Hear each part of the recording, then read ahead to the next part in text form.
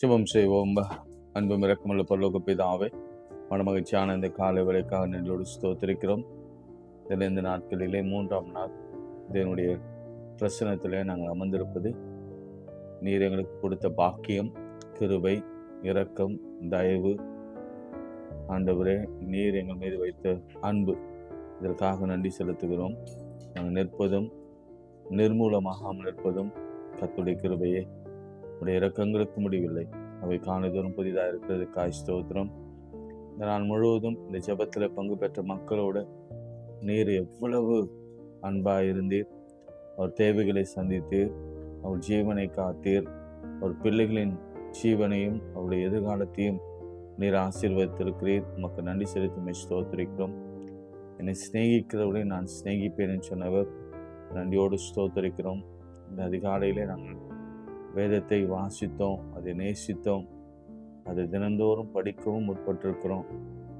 நீர் வேதத்தை மறக்காமல் இருக்கிறவங்கள, அவங்க பிள்ளைகளை மறக்க மாட்டேன்னு சொன்னவங்க, அந்த பிள்ளைகளை மறக்காமல் இருக்கிற கிருபைக்காய் ஸ்தோத்திரம். ஆண்டவரே, பாதைக்கு வெளிச்சமா தீபமா இருக்கிற இந்த வேதத்தில் இரவும் பகலுமா தியானமா இருக்கிற மனுஷன் பாக்கியவான்னு சொன்னீங்களே. புதிய வழிகளில் எங்களை நடத்துங்கப்பா, ஆசீர்வதிங்க. இந்த நாளிலும் கூட நான் தொடங்கும் முன்பு சமூகத்திலே தொடங்குவோம். நீர் ஒருவர் மாத்திரமே நீர் மகிமைப்படுவீர். இயேசுவின் நாமத்தில் செபிக்கிறோம் நல்ல பிதாவே, ஆமென். அந்தோ கல்வாரியின் அருமை இரட்சகர் என்ற பாடலை நாம் பாடலாம்.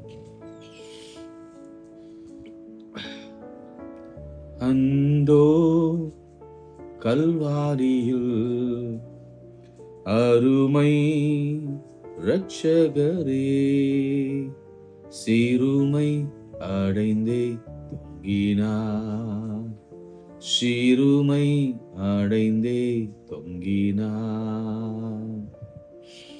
மகிமை மாட்சிமை மறந்திழந்தோராய் கொடுமை குருசை தெரிந்தெடுத்தாரே. மகிமை மாட்சிமை மறந்திழந்தோராய் கொடுமை குருசை தெரிந்தெடுத்தாரே. மாயலோகத்தோடொழியாது யான் தூய கல்வாரியின் அன்பை அண்டிடவே. மாயலோகத்தோடழியாது யான் தூய கல்வாரியின் அன்பை அண்டிடவே. அந்தோ கல்வாரியில் அருமை இரட்சகரே, சிறுமை அடைந்தே தொங்கினார், சிறுமை அடைந்தே தொங்கினார். அழகும் இல்லை சௌந்தர்யமில்லை, அந்த கேடுற்றார் எந்தனை மீட்க. அழகும் இல்லை சௌந்தர்யமில்லை, அந்த கேடுற்றார் எந்தனை மீட்க. பல நிந்தைகள் சுமந்தாலுமே 10,000 பேர்களில் சிறந்தவரே. பல நிந்தைகள் சுமந்தாலுமே 10,000 பேர்களில் சிறந்தவரே. அந்தோ கல்வாரியில் அருமை இரட்சகரே, சிறுமை அடைந்தே தொங்கினார், சிறுமை அடைந்தே தொங்கினார். இந்த 40 நாள்ல நீங்க ஒரு காரியத்தை பண்ணுங்க. நல்ல கைகளை உயர்த்தி, நான் கை உயர்த்தினா உங்களுக்கு அந்த கேமரால தெரியாது, நீங்க நல்ல கைகளை உயர்த்தி தேவைகளை ஒவ்வொன்றா கண்முன் கொண்டு வாங்க. நீங்க வாய் திறந்து சொல்லனாலும் பரவாயில்ல. ஆண்டவரே, கணவன் மனைவிக்கிடையே காணப்படுகிற இந்த உறவு விரிசல், குழந்தையின்மை, நிறைய பேருக்கு வேலை இல்லை, அது கண்கூடா ஆவியானவர் விலக்கி காண்பிக்கிறார். இந்த ஊதியத்தை வைத்து தான் குடும்பம் நடத்தி கொண்டிருந்தோம். அந்த ஊதியம் இல்லை. நிறைய பேருக்கு வியாதி, மரண இருள் பள்ளத்தாக்கு, பலவீனம், நோய்கள், இதன் மத்தியிலே வாழ்ந்து கொண்டிருக்கிறார்கள். கர்த்தாவே, அதிக வயதான பிறகும் குழந்தை இல்லை வேதனையோடு இருக்கிறவர்களுக்கு கர்த்தர் கொடுக்கிற வாக்குத்தத்தம் என்னன்னா, பெற பண்ணுகிறவராகி நான் பெற செய்யாமல் இருப்பேனோ, பிரசவிக்க பண்ணுகிறவராகி நான் பிரசவத்தை தடுப்பேனோ. காணவர் திருமணத்தை நடத்தி வைத்த ஆண்டவர், ஏதேனும் ஆதாமை எவர் இணைத்த ஆண்டவர் திருமணத்தை நடத்தி வைக்க மாட்டாரா? ஈசாக்குக்கு ரெபெக்காளை கொடுத்தவர், ஆகாரின் பிள்ளையின் கண்ணீரை கண்டவர், உங்க பிள்ளையின் கண்ணீரை காண மாட்டார். இந்த நாளிலும் கூட அநேக தாம் பிள்ளைகளுடைய தேர்வுக்காக ஜெபித்து கொண்டிருக்கிறீங்க. உங்கள் ஜெபத்து நிமித்தம் பிள்ளையின் வாழ்க்கையில கர்த்தர் பெரிய காரியங்களை செய்ய போகிறார். அதுக்காக தொடர்ந்து ஜெபம். ஆண்டவரே, அதிசயம் செய்கிறவரே, இல்லாத சமயத்துல இருக்கிறவளை போல அழைத்து கொடுக்கிறவர். ஆண்டவரே, எங்களுக்கு வீடே இல்லை, வாடகையிலே தான் இருக்கிறோம், வீடு வாசல் ஏற்படுத்துவேன்னு சொன்னார். என் ஜனம் சமாதான தாபரங்களில், நிலையான வாசஸ்தலங்களில், அமைதியாய் தங்கும் இடங்களில் குடியிருக்கும் என்று சொன்னீர்கள். பாலும் தேனும் ஓடுகிற நலம் விசாலமான தேசத்திலே சொந்து போய் சேர்ப்பேன் என்று சொன்னீர் அல்லவா? அப்படி நடத்துங்க. இன்னைக்கு வியாதி தான் அநேகருக்கு வாழ்க்கையில உபத்திரவத்தை கொண்டு வந்து கொண்டிருக்கிறது. யோபுவை போல, பெரும்பாடு உள்ள பெண்ணை போல, 18 வருஷமா எலும்பு வியாதி கூன் விழுந்த பெண்ணை போல, படுக்கை விட்டு எழும்ப முடியாம 38 வருஷமா படுத்திருந்தவனை போல, கை முடக்க முடியாத முடக்குவாத காரனை போல, காது கேளாம வாய் பேச முடியாம ஓமையான வாழ்க்கை. திருமறையில நான் அற்புதங்களை எல்லாம் சொல்லிக்கொண்டே போவேன். அலங்கார வாசலில் அலங்கோரமா இருந்தவன் எத்தனையோ பேர்களை என் ஆண்டவர் வார்த்தையினால அவர் குணமாக்கினார். ஜுரம், இன்னைக்கு நிறைய பேருக்கு ஜுரம். என் ஆண்டவர் பேதுருவின் மாமியின் ஜுரத்தை நீக்கினார். அதே போல உங்க வாழ்க்கையில இன்றைக்கு இப்பொழுதே நிற்கிறது. அந்த ஜுரம் இப்பொழுதே நிற்கிறதுக்காக ஸ்தோத்திரிக்கிறப்பா. அதிசயம் செய்கிற ஆண்டவர் நம்மத்தில் இருக்கிறார். இன்னும் நடத்துவா. ஏன்னா நம்ம வேதத்தை வாசிக்க வந்துட்டோம். வேதத்தை வாசிக்கிறவர்களுக்கு மிகுந்த சமாதானம், அவளுக்கு இடரல் இல்லை. இந்த வார்த்தையின்படி நடத்த இயேசுவின் நாமத்தில் ஜெபிக்கிறோம் பிதாவே, ஆமென். மத்தேயு 4ஆம் அதிகாரம் 1 அப்பொழுது இயேசு பிசாசினால் சோதிக்கப்படுவதற்கு ஆவியானவராலே வனாந்திரத்துக்கு கொண்டு போகப்பட்டார். யாரால? ஆவியானவரால. எதற்கு? பிசாசினாலே சோதிக்கப்படுவதற்கு. ஆக சோதனை நிச்சயம். சோதனை அது எல்லாருக்கும் வரும். எப்படி யோபுவுக்கு வந்ததோ அப்படியே நமக்கும் சோதனை நிச்சயம் வரும். இதுக்கு முந்தைய அதிகாரத்தை வாசித்தீங்கன்னா, அவர் ஞானஸ்நானம் பெற்று கரை ஏறின உடனே வானத்திலிருந்து ஒரு வார்த்தை உண்டாகிறது, இவரின் நேசகுமார். இந்த நேசகுமார் என்ற வார்த்தை எங்க நீங்க பார்க்கணும்னு நம்ம ஒரு நாள் பார்க்கலாம். அதே ஏக சுதன் என்று பாராமல் அப்படின்னு வரும்ல. ஈசாக்கு ஆபிரகாமின் ஒரே பிள்ளை, அவன் தான் நேசகுமார். அதுதான் அதனுடைய அர்த்தம். அது எபிரேயத்துல, இது கிரேக்கத்துல. அவர் சொல்றாரு, இவரில் நான் பிரியமா இருக்கிறேன் என்று உரைத்தது. இவரில் நான் பிரியமா இருக்கிறேன் உரைத்தது. இப்போ மகனையே சோதனைக்கு உட்படுத்துகிறார். அப்படி அவர் தாம் மகனையே சோதனைக்கு உட்படுத்தும் பொழுது நாமும் அவருடைய பிள்ளைகள் தானே, நமக்கும் இந்த சோதனைகள் வரும். அது இயல்பு. அது ஆனா சோதனையை சகிக்கிறவன் பாக்கியவான். சோதித்த பிறகு நான் பொன்னாக விளங்குவேன். அதுதான் நமக்கு வசனம் கற்றுக் கொடுக்கிற உண்மை.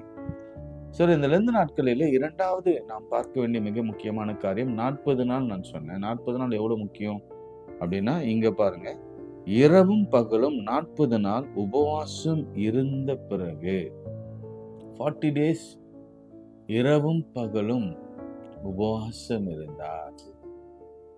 இருந்த பிறகு அவருக்கு ஏற்பட்ட சோதனைகளை நாம ஒவ்வொன்றா ஒவ்வொரு நாளையும் பார்க்க போகிறோம். 3 நாளைக்கு அதுதான் பார்க்க போறோம். ஒருவேளை நாளைக்கு நாளைக்கு 2 கூட பார்க்கலாம். அது நேரம் பொறுத்து இருக்கிறது. பிரியமானவர்களே,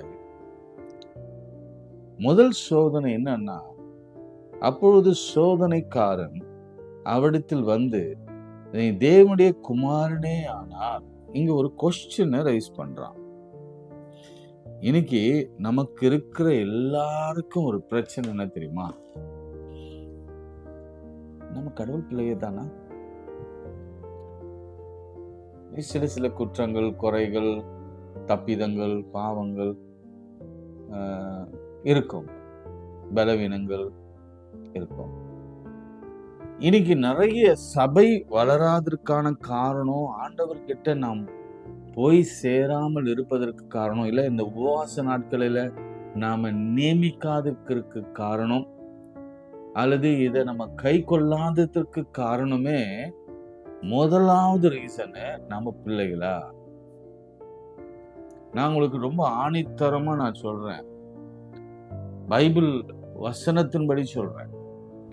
கெட்ட குமாரன் உதாரணத்தை வச்சு நான் சொல்றேன். ஆதியிலிருந்து, ஆதாமிலிருந்து கடைசி வெளிப்படுத்தல் வரைக்கும் இருக்கிற வசனங்களை வைத்து நான் சொல்றேன்.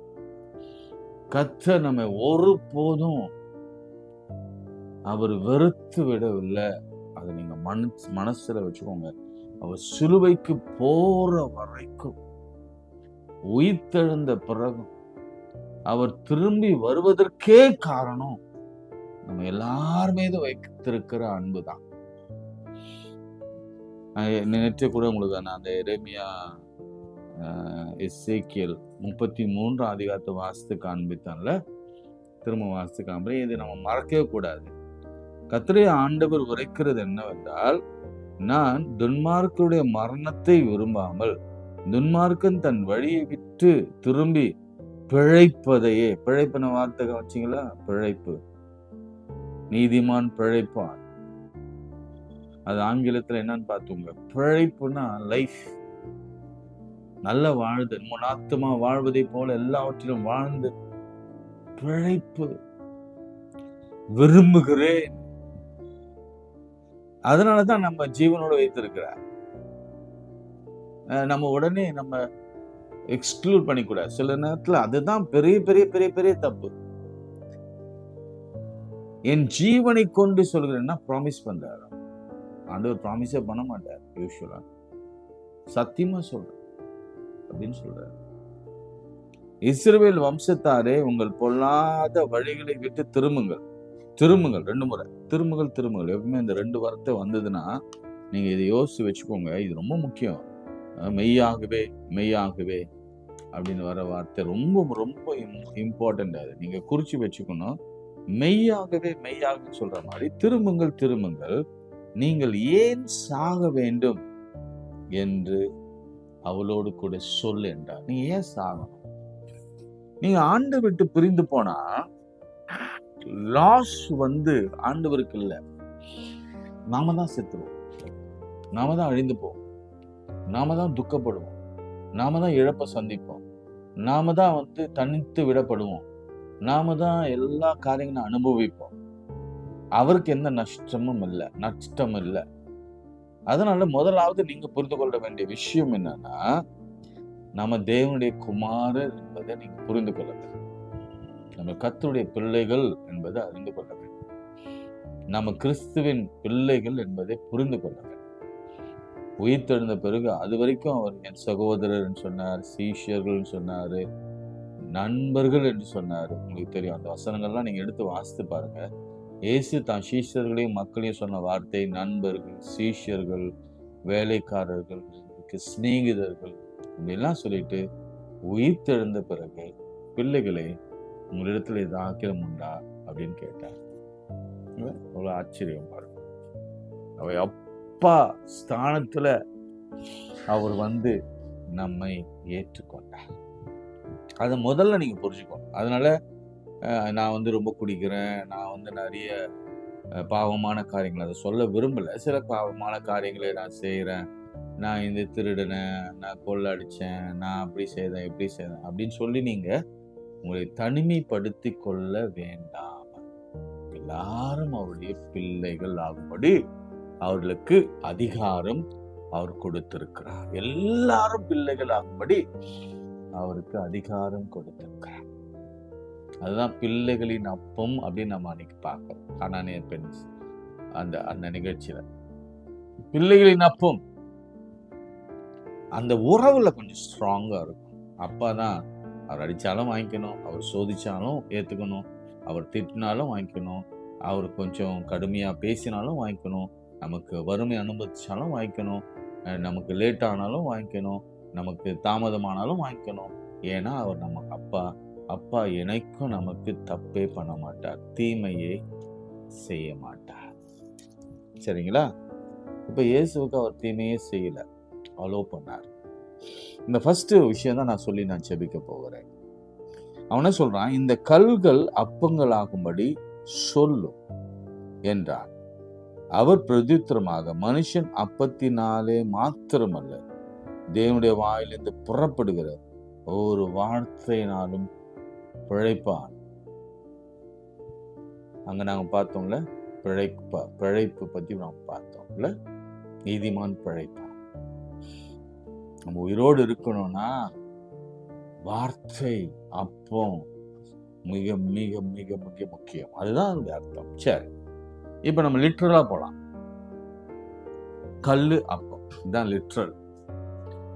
ரொம்ப பசியா இருக்கிறாரு, பயங்கர பசி. அதை அழகா அவன் கையில் எடுத்தான். எனக்குமே நமக்கு ஏதாவது ஒரு பசி அதிகமாகும் பொழுது, சம் XYZ பசி, ஆனா பசி ஏதோ ஒரு பசின்னு வச்சுக்கோங்களேன், நீங்க ஃபில்அப் பண்ணிக்கோங்க. ஏன்னா நீங்க எல்லாம் வளர்ந்தவங்க, அடல்ட்டு. ஏதோ ஒரு பசி இருக்கும்னா அதை வச்சுதான் சோதனைக்காரன் நம்ம டெம்ப் பண்ணலாம். அப்போ நாம கையில் எடுக்க வேண்டியது இருக்கிறோமா? வார்த்தையை கையில் எடுக்க வேண்டும். வார்த்தையினாலே நுழைப்பார். ஃபர்ஸ்ட் ஆடம், இவர் நமக்கு ஏசப்பா செகண்ட் ஆடம். ஃபர்ஸ்ட் அவர் தான் நமக்கு ஃபர்ஸ்ட் ஃபாதர் அதாமா, இவர் நமக்கு செகண்ட் ஆடம். அவங்க 2 பேர் விழுந்ததற்கு மிக முக்கியமான காரணம் இந்த பசின்னு சொல்ல விடாது, இந்த இச்சை, அல்லது அது கூட சொல்ல வேணாம், அல்லது அது மேல ஒரு ஆசை அதையும் சொல்ல வேணாம், அது மேல ஒரு மோகம் அதையும் சொல்ல வேணாம், அல்லது இப்படி ஆயிடலாம் அப்படின்னு சொல்ல வேணாம். ஆனா லிட்டரலா அது சொன்னா சாப்பாடு. இதை சாப்பிட்டா நீங்க சாவே. இந்த 40 நாள்ல சில காரியங்கள் நாம் கற்றுக்கொள்ள வேண்டும், பிராக்டிக்கலா கற்றுக்கொள்ள வேண்டும். சாப்பாடுல நாம என்ன கவனம் செலுத்துகிறோம்? உங்க வயசு என்ன, என் வயசு என்ன, நம்ம என்ன சாப்பிடுறோம், என்ன ஃபுட் ஹேபிட் நம்ம வச்சிருக்கோம்? பைபிள் நம்ம கற்றுக் கொடுக்கிற எத்தனை வேளை சாப்பாடு? ஆரம்பத்தில் ஆண்டவர் ஃப்ரூட்ஸ் தான் கொடுத்தார், ஃபுல் வெஜிடேரியன். நான் வெஜிடேரியன் எப்போ வந்தது நீங்க கண்டுபிடிச்சு எனக்கு எழுதுங்க. அது ஆபிரகாம் காலத்துல வந்ததா, அது மோசே காலத்துல வந்ததா, அல்லது முன்னாடியே நம்ம யார் அவரு நோவா அவர் பீரியட்ல இருந்ததா? எப்போ இருந்தது? புலால் உண்ணது எப்போ வந்தது? வெஜிடேரியன் என்பது உண்மையாவே நல்ல ஒரு காரியம்தான். புரோட்டீன் அவசியம், நமக்கு புரோதம் மிக மிக அவசியம், புரோதம். ஆனாலும் அது எவ்வளவு அளவுக்கு நாம் சாப்பிட வேண்டும் என்பதுதான் இதுல இருக்கிற ஒரு முக்கியமான. சிலர் இந்த ஆசை, இந்த சாப்பாடு மேல ஒரு அது ஒரு இச்சை இல்ல. ரொம்ப வசனம் சொல்லுகிறது, யாக்கோபு ஏசா கதையில ஒரு சின்ன சிகப்பு கூழ் தான், அவன் விடாய்த்து வருகிறான். நம்ம அதை பத்தி ரொம்ப டீட்டெயிலா பார்க்கலாம். விடாய்த்து வருகிற பொழுது ரொம்ப டயர்டா வரான். அவன் கூழ் சமைத்து கொண்டு இருக்கிறான். அந்த கூழை கேட்கிறான். அப்போ அவன் ரொம்ப ட்ரிக்கியா ஒரு காரியத்தை கேட்கிறான். உன்னுடைய ஃபர்ஸ்ட் பார்ன் புத்திர சுவிகாரத்தை எனக்கு கொடுத்துருன்னு சொல்றான். அப்போ அவன் சொல்றது ஒரு நியாயமான விஷயம் ஒன்று இருக்கு. சாப்பாடு இல்லைன்னா செத்துருவேன், அது நீ சாப்பாடே கொடுறா, புத்திர சுவிகாரம் அது ஒன்றும் பெரிய விஷயம் இல்லை. அது சரியா தப்பா? நான் சொல்லும் போது உங்களுக்கு சரின்னு படும். ஆனா நான் சொல்லுவேன், அது தவறு. ஒருவேளை உணவுக்காக, ஒருவேளை உணவு இல்லாம இருந்தவன் செத்துற மாட்டான். அது என்ன மனநிலை? சாப்பிடலன்னா செத்துருவாங்க. சாப்பிடும் புத்திர சுகாரம் ஒண்ணா இல்ல. இன்னைக்கு 40 நாள் நம்ம இருக்கிறோம். நிறைய பேர் இதை சொல்லுவாங்க. நானும் இடையில் படிக்கும் போது சொன்னேன், இது என்னங்க அது 40 நாள் மட்டும் சாப்பிடாம இருப்பாங்களா, 40 நாள் கழிச்சு சாப்பிடுவாங்களா, என்ன இது அப்படின்னு நான் கேள்வியெல்லாம் கேட்டு இருந்தேன். டிசிப்ளின், கட்டுப்பாடு, அதை பார்த்தா கூட அந்த ஆசை வரக்கூடாது. இது ஒரு சின்ன விஷயம் தான். ஒரு சின்ன விஷயம் பல பல விஷயங்களுக்கு இது ஒரு கடிவாளம் போல இருக்கும். இதை நீங்க கண்ட்ரோல் பண்ண முடியும்னா நீங்க எல்லாத்தையும் கண்ட்ரோல் பண்ணலாம். பொருள் ஆசை, பண ஆசை, சரீர இச்சை, மாம்சத்தின் பெருமை, ஜீவனத்தின் பெருமை, எல்லாவற்றையும் கண்ட்ரோல் பண்ணலாம். ஏன்னா முதல்ல ஃபுட் கண்ட்ரோல் பண்ண கத்துக்கொள்ள. ஃபுட்டை கண்ட்ரோல் பண்ண கத்துக்கணும். அதுதான் நம்ம எளிமையா கிடைக்கிற, எல்லா இடத்துல கிடைக்கிற ஒன்று. அதை கண்ட்ரோல் பண்ண. ஆதாம் தோத்து போனா, ஈசா தோத்து போனா, இதுல ஜெயித்தது யாருன்னா தானியேல் ஜெயித்தான். எப்படி தானியேலும் சாத்ராக்கு, மேஷாக்கு, ஆபேத்நேகோ ஜெயித்தாங்கன்னா, அது உங்களுக்கு தானியேல் 1ஆம் அதிகாரம் 9ஆம் வசனமும் 9ஆம் அதிகாரம் 7ஆம் வசனமும். அவங்க நாங்க ஃபுல் வெஜிடேரியன், பருப்பு கீரை மாத்திரம் தான் சாப்பிடுவோம். நாங்க ராஜாவின் போஜனத்தினாலும் மதுவினாலும் திராட்சரசத்தினாலும் தீட்டுப்படுத்த மாட்டோம் அப்படின்னு ஒரு பொருத்தனை பண்ணாங்க. 10 மாசம் கழிச்சு பார்க்கறாங்க. பார்க்கும்போது அவருடைய முகத்தை காட்டிலும் இவருடைய முகம் மிகவும் பொலிவாக இருந்தது. காரணம் என்ன தெரியுமா? ஒரு சேஞ்ச் உள்ளுக்குள்ள, மனசுல ஒரு சேஞ்ச். சாப்பாடு ஒரு மனுஷனுடைய அழகை வெளிப்படுத்தாது, அதான் இச்சை வெளிப்படுத்தாது. நீதிமொழிகள்ல நம்ம வாசிக்கிறோம் 23ஆம் அதிகாரம். ஏன்னா நீங்க நம்ம இந்த 40 நாள் நம்ம உபவாசம் இருக்க போறோம். இந்த நான் புலால் கறி இதெல்லாம் நம்ம நிறுத்த பார்க்கணும். அது மேல இருக்கிற அந்த ஆசை, அது நம்ம மேல கண்ட்ரோல் எடுத்திருக்குல்ல. சில பேர் சொல்லுவாங்க, நான் சாப்பிடாம என்னால் இருக்கவே முடியாதுங்க அப்படின்னு சொல்லுவாங்கல்ல. அது கண்ட்ரோல் இருக்கும். கறி சாப்பிடலன்னா என்னால் இருக்க முடியாது, ஏதாவது ஒரு முட்டையாவது இருக்கணும் அப்படிலாம் சொல்லுவாங்கல்ல. நீங்க அது மேல கண்ட்ரோல் எடுக்கணும். ஆவியான துணையோட சாப்பிடலாம். எல்லாமே குறைச்சு அது நம் கட்டுப்பாட்டுக்குள் இருக்க வேண்டுமே தவிர அது கட்டுப்பாட்டுக்குள்ள நாம் இருக்கக்கூடாது. ஸ்ட்ரீட் ஃபுட்டு, ஜங்க் ஃபுட்டு, நிறைய கொழுப்பு நிறைந்த சாப்பாடுங்க, இது எல்லாத்தையும் நீங்க நான் நிறுத்த வேண்டும். 23, 20, 21 வாசிக்கிறேன். குடியனும் முந்தி வசனம், என் மகனே, நீ செவி கொடுத்து ஞானம் அடைந்து உன் இருதயத்தின் நல்வழியிலே நடத்து. மதுபான பிரியரும் மாம்ச பெரு தீனிக்காரரையும் சேராதே. யோசித்தீங்களா? குடிக்காரனோட இருக்காத, நிறைய சாப்பிடுவான் பாரு, அவங்களோட இருக்காது.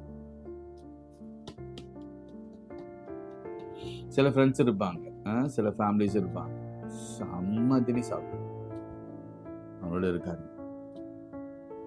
அதனால உடல்நலம் கேடுங்க. நான் காலையில எதுவும் சொல்ல வேணாம்னு நினைக்கிறேன். நிறைய சாப்பிட்டா நிறைய கொழுப்பு சேரும். நிறைய கொழுப்பு சேர்ந்தா என்ன நடக்கும்னு உங்களுக்கே தெரியும். இன்னைக்கு எளிமையா வர இந்த டயபெட்டிக்கோ, பிளட் ப்ரெஷரோ, ஹார்ட் அட்டாக்கோ அல்லது வேறு வித வியாதிகளோ எல்லாவற்றுக்கும் காரணம் பெரும் தீனி. குடியனும் போஜன பிரியனும் தரித்திரராவார்கள். எந்த குடிக்காரனாவது பணக்காரனா இருக்கிறான்னு நீங்க பார்த்துருங்க பார்ப்போம். ஃபுல்லா குடிக்கிறான், பிச்சைக்காரனா இருக்கும். உங்க வீட்டுல நீங்க பிச்சை எடுக்கிறீங்கன்னா, தரித்திரம் உங்க வீட்டுல இருக்குதுன்னா அதற்கு காரணம் குடி. நல்லா காமிச்சுக்கணும். அதனால அதுக்கு ஒரு கண்ட்ரோல் வைக்கணும். குடி ஆண்டவர் தான் செய்யணும். இந்த மனுஷனால் இது கூடாது, என் தெய்வத்தால் எல்லாம் கூடும். கண்ட்ரோல். அடுத்து தூக்கம் கந்தைகளை உளுத்து விற்கும். ரொம்ப தூங்குவாங்க, அதுவும் தப்பு. உன்னை பெற்ற தகப்பனுக்கு செவி கொடு, உன் தாய் வயது சென்றுள்ளாகும் போது அவளை அசட்டை பண்ணாது. இன்னொரு வசனம் இருக்கு, அது எங்க இருக்குன்னு எங்களுக்கு எழுதுங்க. நீங்க உங்க கழுத்துல கத்தி வைக்க வேண்டும். ஒரு பெரிய விருந்துக்கு போறீங்க, உங்க கழுத்துல கத்தி வைக்க.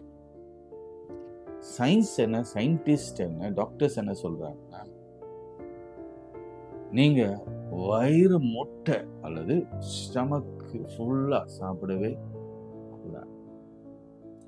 ஸ்டமக் ஃபுல்லா சாப்பிட்டவங்களுடைய கதி என்ன ஆச்சு தெரியுங்களா? எகிப்திலிருந்து புறப்பட்ட இஸ்ரேல் மக்கள், எங்களுக்கு மன்னா வேணாம், ஆண்டவர் அழகான உணவு கொடுத்தார். சூப்பரா காலையில இரவு 2 வேளை தான் கொடுப்பாரு ஆண்டவர். கொடுத்தாரு. எனக்கு காடை தான் வேணும், கறி தான் வேணும். அங்க வெங்காயம் இருந்தது, வெள்ளைப்பூண்டு இருந்தது, அங்க அது இருந்தது, இது இருந்தது. இங்க எங்களை வனாந்தரத்துல சாகுவா பண்ண வந்து கூட்டு வந்தீங்க அப்படின்னு கேட்ட உடனே ஒரு நாள் ஃபுல்லா காடை கொடுத்தாரு. பொரிச்சு கொடுத்தாரா, இல்ல சமைச்சு கொடுத்தாரா, இல்ல இவங்க சமைச்சு சாப்பிட்டாங்களா தெரியாது. என்னன்னா அவங்க பல்லு இடுக்கலாம் கறி அவ்வளவு வெறியா இருந்தாங்க. அன்னைக்கு ஒரு வாதை வந்தது, நிறைய பேர் செத்து போனாங்க. அதை சாப்பிட்டுட்டு வயிறு முட்டி வயிறு வெடித்து செத்து போனாங்க. பிரியமான, நம்மளுக்கு பைபிள் வந்து ரொம்ப யதார்த்தமான உண்மைகளை பேசும்.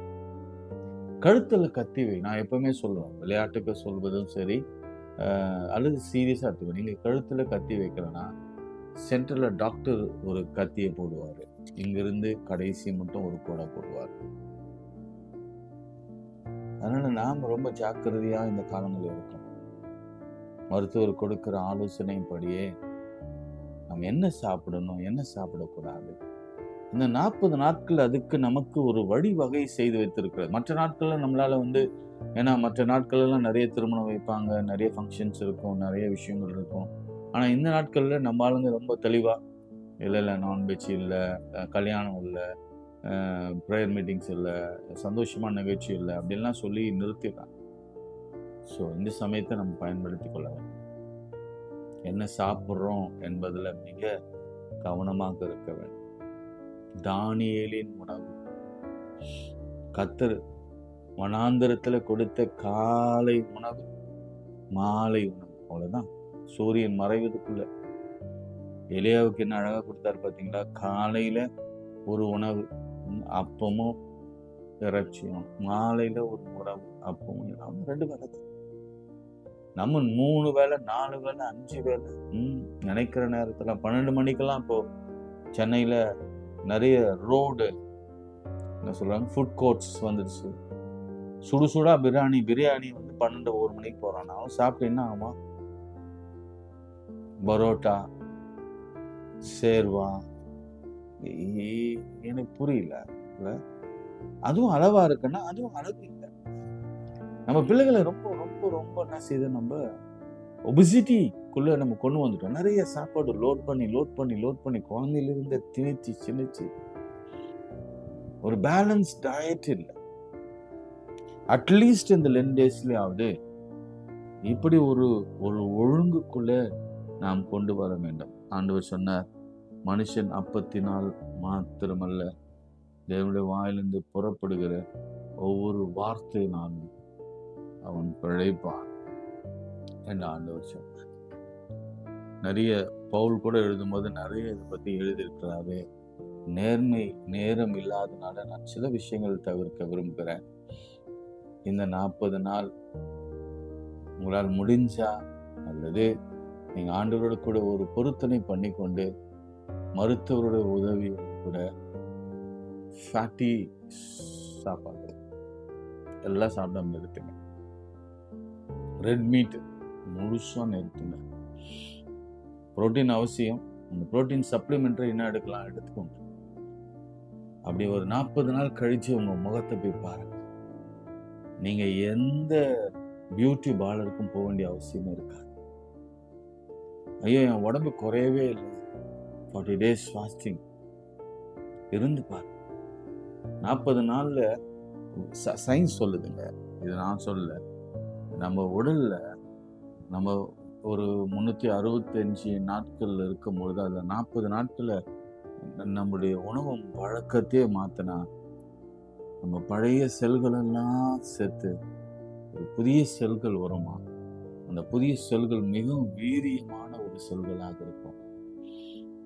அந்த பழைய பாதிப்பு இருக்காது. அதனால ஒவ்வொரு வருஷம் 40 நாள் நீங்க அந்த உபவாசம் இருக்கும் பொழுது, ஃபாஸ்டிங் இருக்கும் பொழுது, நான் வெஜிடேரியன் ஆக நீங்க வெஜிடேரியன் மாத்திரம் சாப்பிடும் பொழுது என்ன நடக்கும்னா, நம்ம உள்ளுக்குள்ள ஒரு நல்ல எதிர்ப்பு சக்திகள் உருவா. இந்த கேன்சர் வராதுன்னு சொல்றாங்க. அதற்கான அந்த அந்த அந்த அந்த அந்த அந்த அந்த செல்ஸ் வலுவடைந்து இன்னும் இன்னும் ஸ்ட்ராங்காக அடுத்த 40 நாள் அடுத்த ஒரு 320 நாட்களுக்கு சுமார் அது ஃபைட் பண்ணும்.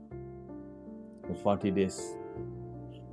ஆண்டவர் 40 daysக்கு எத்தனை வருஷம் இருந்தார் உங்களுக்கு தெரியும்? 3.5 years. அது எத்தனை நாள் கலெக்ட் பண்ணுங்க? 12 months into 12, 24, 24ல அதை பாதி எத்தனை கணக்கு ரொம்ப கம்மியா இல்லை. அந்த மாதிரி நம்ம ஒவ்வொரு நாளும் ஆண்டவருடைய சமூகத்துல நாம் இப்படி நாம் வழங்க பழகி கொள்ள வேண்டும். இது எல்லாமே ஒரு டிசிப்ளின். எல்லாம் நம் கட்டுப்பாட்டுக்குள் கர்த்தர் வைக்க வேண்டும் என்று விரும்புகிறார். ஆண்டவருடைய உணவு வழக்கம் கூட நீங்க பார்த்துக்கலாம். பலமுறை அவர் இதை பற்றி சொல்லி இருக்கிறார். சோமண்டாமா, இன்னைக்கு ஒரு பொருத்தனையோடு சோமண்டா.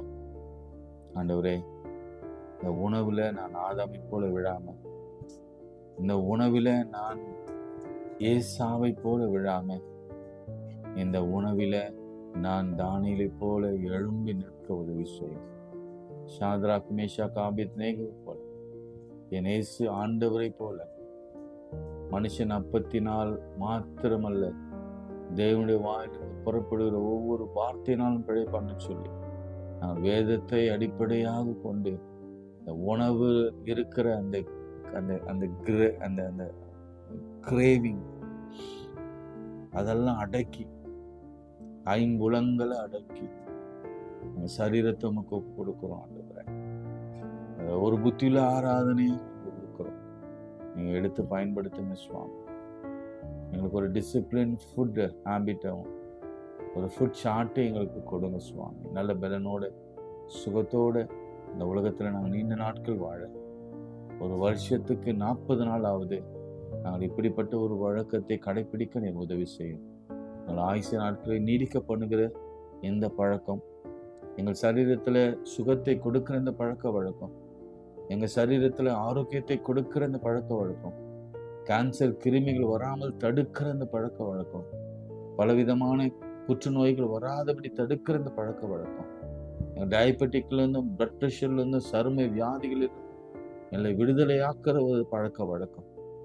இன்னைக்கு அநேகருக்கு இந்த சரும வியாதிகள் நான் வெஜிடேரியன் சாப்பிட்றதுனால அவையெல்லாம் இந்த ஒரு 40 நாள்ல கர்த்தர் சரி பண்ண போகிற கிருபை காய்ச்சி அவர் வசனத்தை அனுப்புவார். நாமும் நம்மால முடிந்தவரை ஆண்டவரத்தில் கேட்டு ஒரு டிசிப்ளின் லைஃப் வாழ கர்த்தர் உதவி செய்ய வேண்டும். இயேசுவின் நாமத்தில் செபிக்கிறோம் நல்ல பிதாவே, ஆமென். ஆண்டவராக இயேசு கிறிஸ்துவின் கிருபை, பிதாவாகிய தேவனுடைய அன்பு, பரிசுத்தாவின் ஐக்கியம் நம் அனைவரோடும் என்று சதாக்கள் நிலைத்திருப்பதாக. ஆமென். நாளைக்கு எக்ஸோடஸ் 1-18 வரைக்கும் மறந்துடாதீங்க. நாளைக்கு எக்ஸோடஸ் 1-18, யாத்திராகமும் 1ஆம் அதிகாரத்திலிருந்து 18ஆம் அதிகாரம் வரைக்கும் நம்ம தேர்ட் டே வந்துட்டோம். ஆல்மோஸ்ட் எத்தனை சாப்டர் முடிச்சிருக்கோம் பார்த்தீங்களா? ரொம்ப எளிமையாக நம்ம முடித்து விடலாம். கர்த்தர் இருப்பார். வெகு சீக்கிரத்தில் சும்மா அழகாக முடிச்சிடலாம். கவலைப்படாதீங்க. நான் முழுதும் கர்த்தர் உங்களை ஆசீர்வதித்து நடத்துவாராக. ஆமென். God bless.